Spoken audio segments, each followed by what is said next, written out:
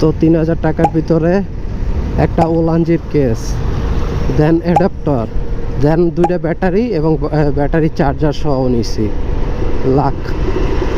Hello guys, নতুন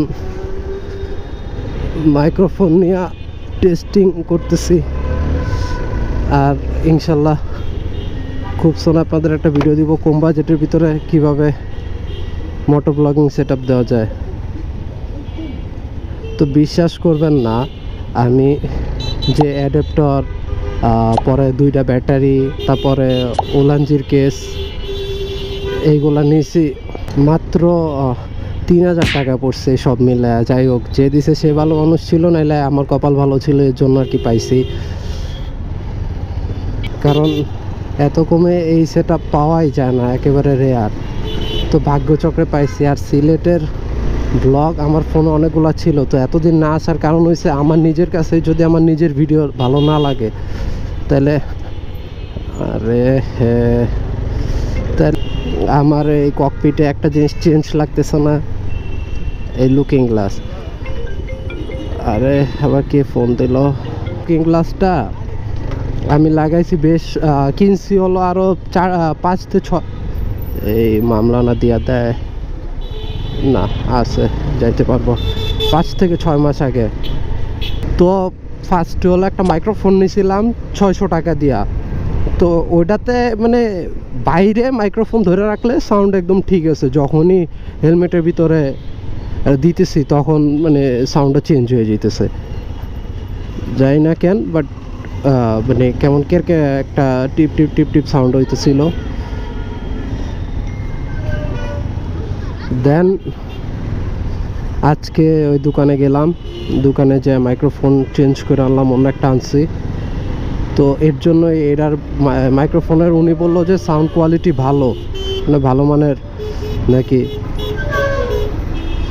তো এর জন্য আর কি আজকে ভিডিও করা after long long long long long time পর। তো যে দোকান থেকে নিছি গিয়ার টাইম নাম ছিল, যাই হোক লোকটা অনেক ভালো ছিল, ফ্রেন্ডলি ছিল।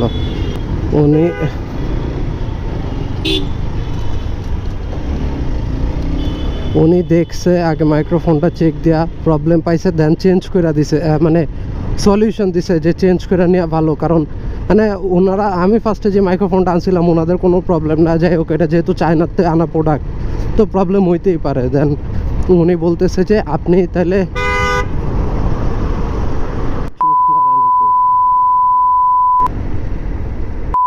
মুয়ের সামনে ব্রেক মারে।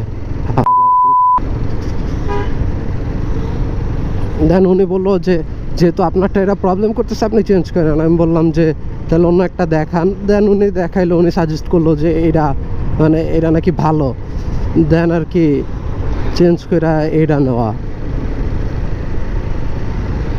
ভাই 3000 টাকার মধ্যে আমি নিচ্ছি হইলো উলানজির যে একটা কেস ওইটা। আরে ভাই হাই স্পিড 40, ভিডিও তো কিছু কিছু ভিডিও তো দেখছি যে এই জায়গায় মামলা দেয়, এই জায়গায় তো প্রবলেমটা। আমি জানি না ককপিট কেমন দেখা যাইতেছে, কজ উলানজির কেসটা একটু মোটা বাল্কি।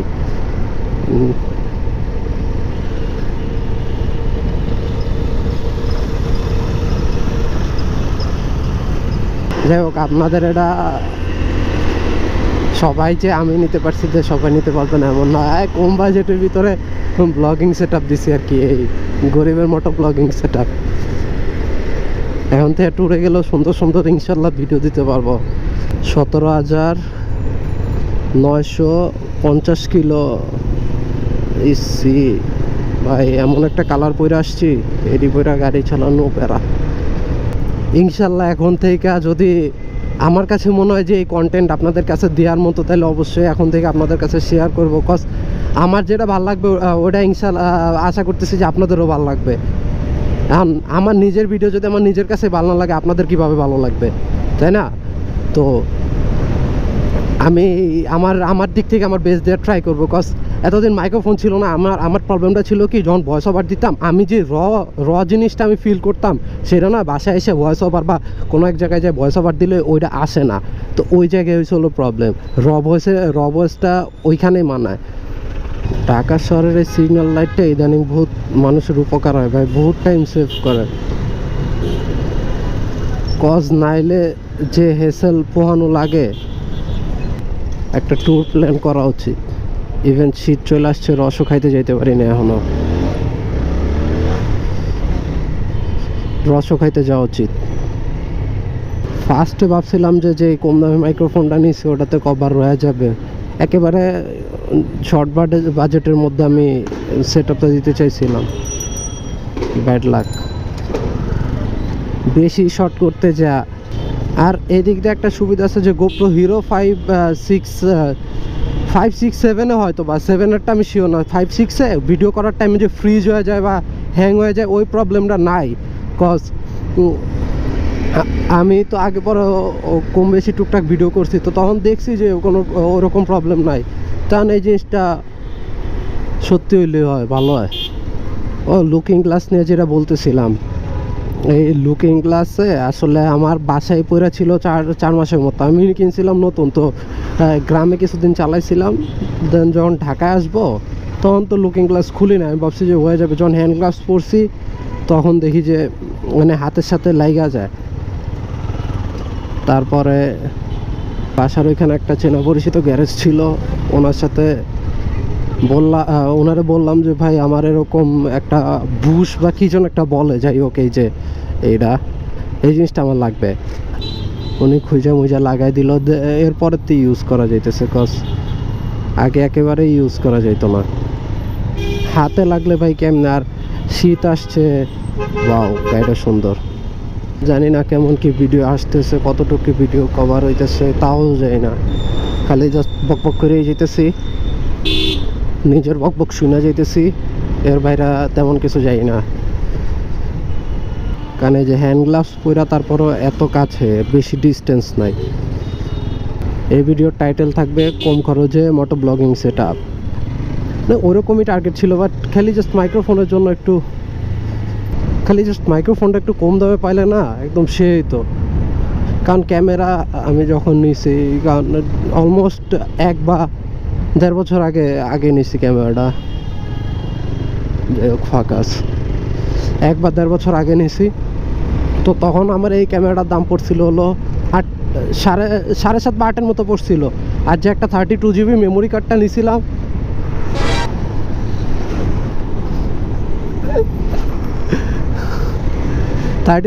যে মেমোরি কার্ডটা নিয়েছিলাম সেটা পড়ছিল হলো 500। যাই হোক, একটা ফ্রেন্ডের সাথে হুটকে দেখা ওই ছিল তখনকার। কারণ ওটার সাথে আমি কেবল পাইছিলাম, অ্যাডাপ্টার কেন বলি, কেবল পাইছিলাম, ব্লগিং কেস পাইছিলাম, একটা ব্যাটারি পাইছিলাম।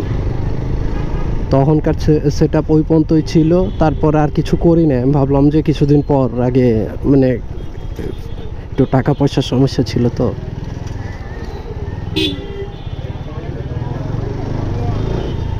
দেন যাই হোক, এখন টাকা পয়সার সমস্যা আছে, এটা নতুন কিছু না। ধার দেনা করে বহুত কষ্ট মষ্ট করে এটার স্টোরিটা আপনাদের একদিন বলবো নি, তারা নাই, কিছুদিন পর আপনাদের অন্য একটা ভিডিওতে বলবো নি এই ধার দেনার স্টোরি। থাকি মন জায়গা, আল্লাহ হাফেজ। এ হলো ডেন্ডি খায়। তো পরীক্ষা শেষ 11 তারিখে, তো 12 তারিখে নাকি গ্রামের ভাই ব্রাদাররা সব মানে রস খাইতে যাবে। তো যদি দেখি যে পরীক্ষা দিয়ে টাইম হইতেছে, মেন কথা কি যখন ভিডিও করি তো তখন এই যে আমি এখন যে কথাটা বলতেছি, তো এটা আমার ভিডিও মাঝখানে মনে পড়তেছে, এইটাই আপনাদের শেয়ার করতেছি। তো যদি আমি বাসায় যেয়ে ভয়েস ওভার দিই তখন আবার এই কথাটাই মনে থাকবে না, অন্য কথা মাথায় আসবে, তো তখন আর কি রটা দেওয়া যায় না। আমি এই রর জন্য এতদিন ওয়েট করতেছিলাম যে কবে আমি মাইক্রোফোনটা সেট আপ করবো, তারপরে র দিব। আর সমস্যা তো যে মাইক অ্যাডাপ্টার যেটা আছে গোপ্রোর জন্য, এটা হিউজ একটা প্রাইস, 4,000, 5,000, 6,000 এরকম করে, 6,500, 7,000 করে পর্যন্ত বিক্রি করে। তো এই যে একটা টাকা লাগে, তো এই জায়গায় হলো প্রবলেমটা। যাই হোক, অবশেষে যে সব কিছু আলহামদুলিল্লাহ, সব কিছু যে সেট আপ দিতে পারছি এর জন্য আলহামদুলিল্লাহ। আর কপালে ছিল যে লো প্রাইসের ভিতরে ক্যামেরা সেট আপটা দিতে পারবো, হয়তো বিগিনার হিসাবে এটা একটা হিউজ অপরচুনিটি। দ্যাটস ওয়াই ভাবলাম যে যেহেতু হয়ে পাইতেছি কম দামে, তো ওই হিসাবে নিয়ে নেওয়া যায়। ওইভাবেই প্ল্যান করে এই সেট আপটা রেডি করা। এখন থেকে ট্রাই করবো মানসম্মত কন্টেন্টগুলো দেওয়ার, যেটা আমি এমন না যে আমি বাসা থেকে ভার্সিটিতে গেলাম, ভার্সিটি থেকে বাসায় আসলাম, কারণ ভাই আমার নিজের কাছে ভালো লাগে না দেখতে।